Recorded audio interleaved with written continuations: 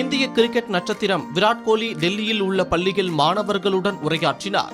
பள்ளி நிகழ்ச்சிகளில் பேசுவது தனக்கு பழக்கமில்லை, இருந்தாலும் பள்ளி ஒருவரை சிறந்த மனிதராக்கும் என அவர் இளைஞர்களுக்கு அறிவுரையை வழங்கினார். விராட் கோலி தனது சிறுவயது பயிற்சியாளர் ராஜ்குமார் சர்மா அவர்களின் கிரிக்கெட் அகாடமியின் புதிய கிளை தொடக்க நிகழ்ச்சியில் பங்கேற்றார். நீண்ட காலத்திற்கு பிறகு பள்ளி சூழலில் மாணவர்கள் இடையே பேசுவது தமக்கு சற்று நெருடலாக இருப்பதாக அவர் நகைச்சுவையாக குறிப்பிட்டார்.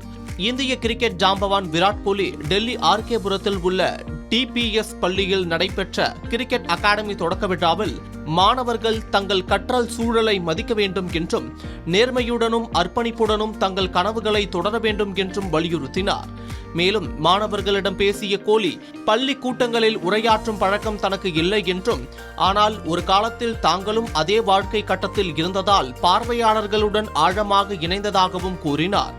தனது சொந்த பயணத்தை நினைவு கூர்ந்த அவர், கிரிக்கெட்டை தனது தொழில் பாதையாக தேர்ந்தெடுத்ததால் ஆரம்பத்திலேயே தனது முன்னுரிமைகள் எவ்வாறு மாறின என்பதை எடுத்துரைத்தார்.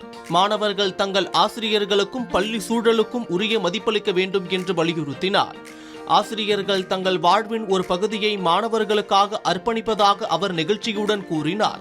மாணவர்கள் தங்கள் இலக்குகளை அடைவதில் நேர்மையாகவும் அர்ப்பணிப்புடனும் செயல்பட வேண்டும் என்றும் அறிவுரை வழங்கினார்.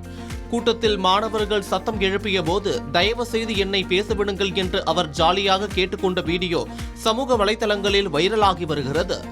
டெல்லி கேபிட்டல்ஸ் அணிக்கு எதிரான IPL போட்டியில் RCB வெற்றி பெற்ற மறுநாளே கோலி இந்த நிகழ்ச்சியில் பங்கேற்றார் என்பது குறிப்பிடத்தக்கது.